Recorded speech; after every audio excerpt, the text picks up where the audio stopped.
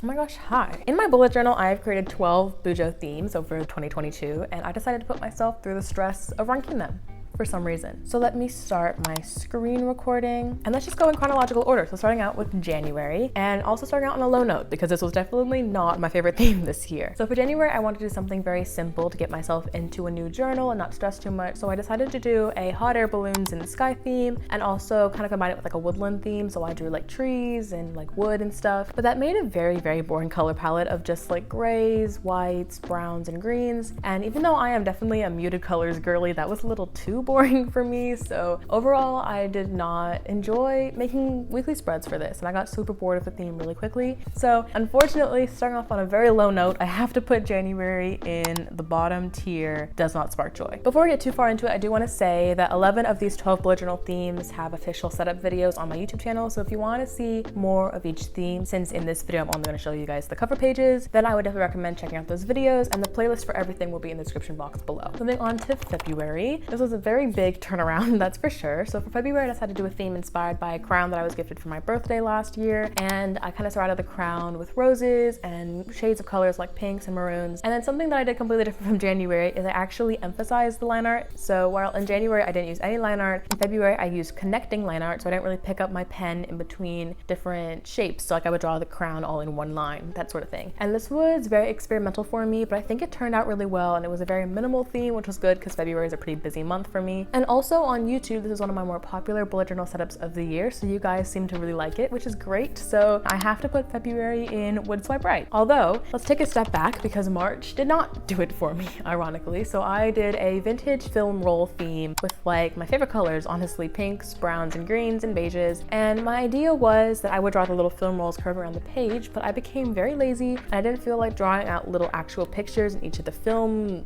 square thingy-majigs. So I basically just drew like squiggles of like green and browns to kind of allude to like buildings and trees, but I ended up really hating that as I look back on those spreads because it just looks sloppy, unfinished. Unfortunately, I feel like I have to put March in Does Not Spark Joy. Literally 3 months in, we already have 2 in the bottom tier, but like I said, I'm gonna be honest, and the beginning of this year apparently was not really great for my bullet journal, but you guys seem to like the setup, so I hope that you guys got some inspiration from it. So moving on to April, and this was a fantastic month for me actually, because I got really inspired by Selkie dresses, number one. I was getting into spring, I was really into the vibes of like pretty flowery dresses, cottagecore, that kind of thing. And then also Grabby reached out and partnered with me and sent me a whole bunch of floral stickers, and that matched perfectly with my theme. So I was really inspired. I had a lot of stationery to play with, and I had a lot of bright floral colors and patterns all throughout this theme that really just screamed in your face spring. And I think that was like super helpful for me because so far this year, as you can see, all my colors were pretty dull and muted. Like I said, I am a muted colors girly, but for once I brought out the bright colors and it really showed how much I really liked the theme. So I have to put April in Wood Swipe Right because I loved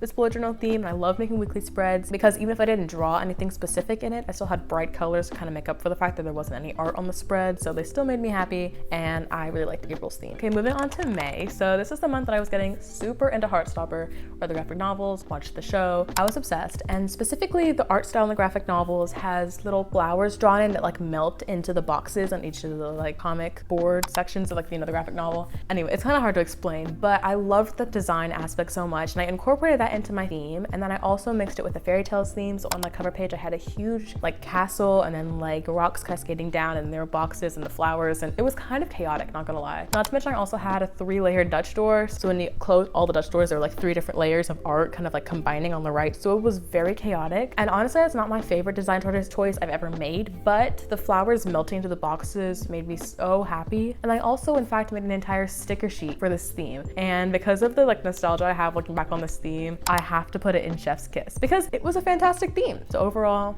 Chef's Kiss. All right, moving on to June. So this was my birthday month. I picked out my favorite colors, like I said, dusty blues, pinks, greens, browns, and beiges mostly, and I created a dessert theme. And I actually really like how this turned out. I think it was pretty simple but solid. Throughout the pages, I drew macarons and cakes, but I also really liked how on the cover page, it almost looked like a charcuterie board because in between the different desserts with blueberries and leaves, and overall it was just pretty cute and inspiring. And it wasn't anything like crazy, but it was definitely a good, strong theme for 2022. So I have to put June into Wood wood swipe right because not my absolute favorite, but it's a pretty good theme, you know? So now let's move on to July, and this was in my second journal, and here's a pattern, new journal, bad theme. So one, I was getting super inspired by Harry Styles. I was obsessed with his album, I loved his lyricism, and I liked how vintage his album sounds. And then two, I was thinking back to my first July theme ever, which was in 2020 when I started bullet journaling, and that was my favorite theme of the year, was a 70s retro theme. And that theme made me super happy, so I kind of combined them for July. So I took the same color palettes, the orange, browns, teals, yellows, made them a little more muted, and then combined them into this Harry Styles theme. And overall, the concept was there, okay? That was a pretty good freaking idea, if I do say so myself, but the execution was not. And I loved the calendar page, but everything else was just kind of bland. It was kind of boring. The cover page with like the little couch, I should not have colored it yellow, I'm an idiot. So I have to put it in Does Not Spark Joy because it kind of annoyed me, honestly. And although I love the graphic design motifs, like the stripes coming down, literally throughout the weekly spreads, I kept drawing like vinyls and plants. And I was like, why am I just drawing vinyls and plants? This is not interesting. Overall, it was not my favorite. So it goes in the bottom tier. Moving on to August. So this was the part of the year where I definitely started losing my creative juices. I talked about this a lot in my last video, which was a bullet journal flip through of my bujo from July to December. So if you want to see all of the spreads that I made, that video will be also linked down below, so go check it out. But in the meantime, I decided in August that I was getting really busy and I did not want to post any of my bullet journaling content on my channel. So I set up my bullet journal sitting at my desk without the camera on, and that was super nice, just to journal for myself, not have to worry about filming anything. I decided to do some kind of fashion, Vogue inspired theme with like sewing motifs, like the needles, threads, and like sewing stitches going through the pages, which I think is a really cute concept. But funny story, I actually was looking back at my bullet journal right before I did the flip through video, and I literally forgot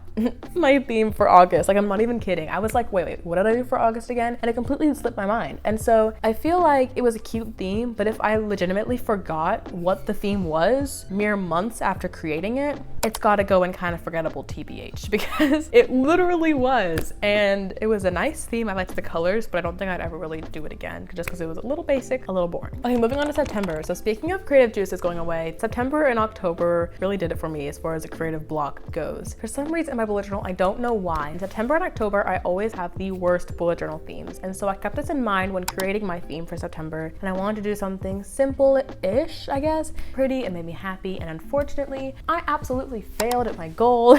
So my idea was, I took this picture from Sam Does Arts, who is a fantastic artist, and drew this girl with an umbrella sitting on a street, rain, and it was almost like a lo-fi girl in the rain, you know, which was really nice. But in order to color it, I used my Tombow markers, and I also used colored pencil on top to kind of blend the colors together. And this was really nice for the cover page because it created this beautiful design on the front. However, as I went throughout the weekly spreads, I didn't have time to make very pretty pictures like I did on the cover page, and so I would really only color them in with markers and not spend the time blending them in with colored pencils. But then the marker colors did match the colored pencil theme, so overall it was just very uncohesive, I guess. September was definitely a kind of forgettable TBA. As a whole, the theme was just kind of a meh.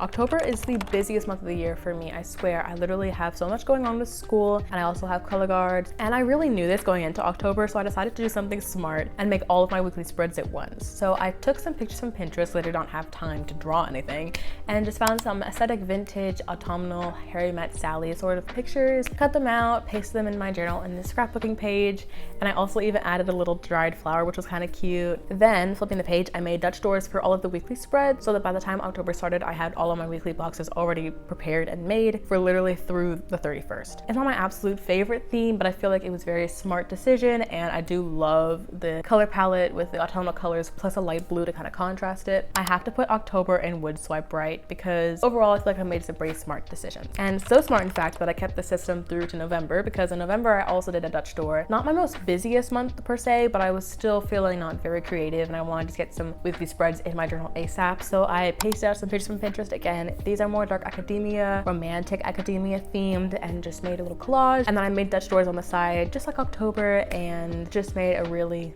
simple theme. And honestly, I would almost put it in kind of forgettable TBH because I never really felt inspired during this month. However, I do love the cover page. I love the little scrapbooking like collage that I made, and so it's not forgettable at all because I think that was really gorgeous. So overall, that is definitely a wood swipe right. And finally, we are moving on into December. If you can tell by the look on my face, I'm excited about this month. My creative juices came back. I was really inspired by Lila Journals, which I talked about this in my December Plan With Me on my YouTube channel, but I love her art style. And I've been inspired by her before, trying to take small little tidbits of like her style, put them in my journal, but this month I went ham. I took a lot of inspiration from the way that she drew boxes and calendars and mixed that in with my art style as I drew a reindeer on the cover. And this was a decision that I came up with in the middle of the car because I had already actually done a December bullet journal theme, but I didn't like it that much, and so I redid it. And I felt like a reindeer was a really good combination of like a little bit of Christmas because it's December, but not like in your face Christmas trees and Santa Claus and elves and stuff like that. So overall, I adore this theme and think it turned out so well.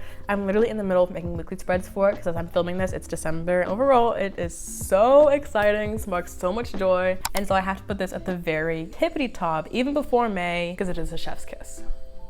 And with that, we have an entire ranking. So going through it from bottom to top, it is July, March, January, September, August, November, October, June, April, February, May, and December. Definitely let me know in the comments if you agree with this, if you would rearrange things, and if you bullet journal, tell me what your favorite bullet journal theme of the year was. Next week, I am planning on making a video about reflecting on 2022. So if you want to stick around for that video, make sure to subscribe down below and press the notification bell. And if you want to see all of the spreads that I talked about in this video, the weekly spreads, the calendars, etc., I would definitely watch this video over here where I flipped through my entire 2022 bullet journal, and I will see you over there. Toodles!